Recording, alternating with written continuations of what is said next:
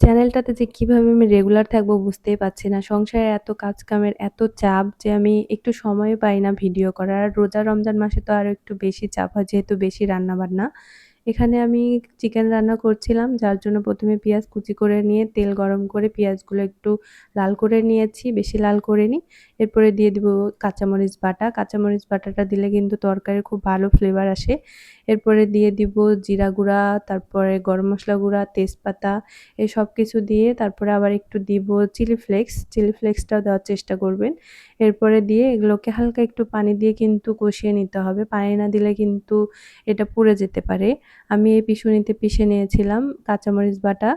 তো সেটা একটু ধুয়ে পানি দিয়ে দিলাম। এখন দিয়ে দিচ্ছি আদা, রসুন, জিরা বাটা। এগুলো কিন্তু ফ্রোজেন করা ছিল তাই দেখতে এরকম মনে হচ্ছে। তো এগুলোকে আবার একটু কষিয়ে নিতে হবে। হালকা একটু কষিয়ে নিবেন। মসলা এড করার সময় হালকা, হালকা একটু পানি দিবেন আর কষিয়ে নিবেন যেন মসলাটা পুড়ে না যায়।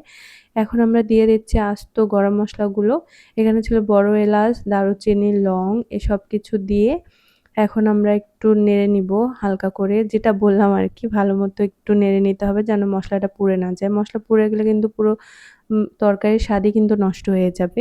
এরপরে দিয়ে দিব আমরা মরিচের গুঁড়া। মরিচের গুঁড়াটা অল্পই দেওয়ার চেষ্টা করবেন যেহেতু আমরা কাঁচামরিচ বাটা আবার চিলি ফ্লেক্স দিয়েছি। কারণ তরকারিটা কিন্তু খুব বেশি ঝাল হয়ে যেতে পারে।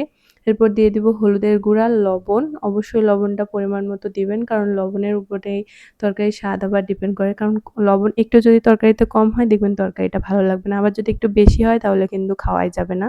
এরপরে মুরগিটাকে আমি একটু হলুদ আর লবণ দিয়ে ভাপিয়ে নিয়েছিলাম।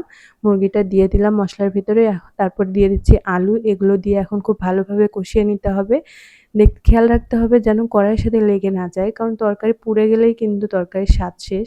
কারণ পুড়ে গেলে দেখবেন কেমন একটা বিচ্ছিরি গন্ধ লাগে।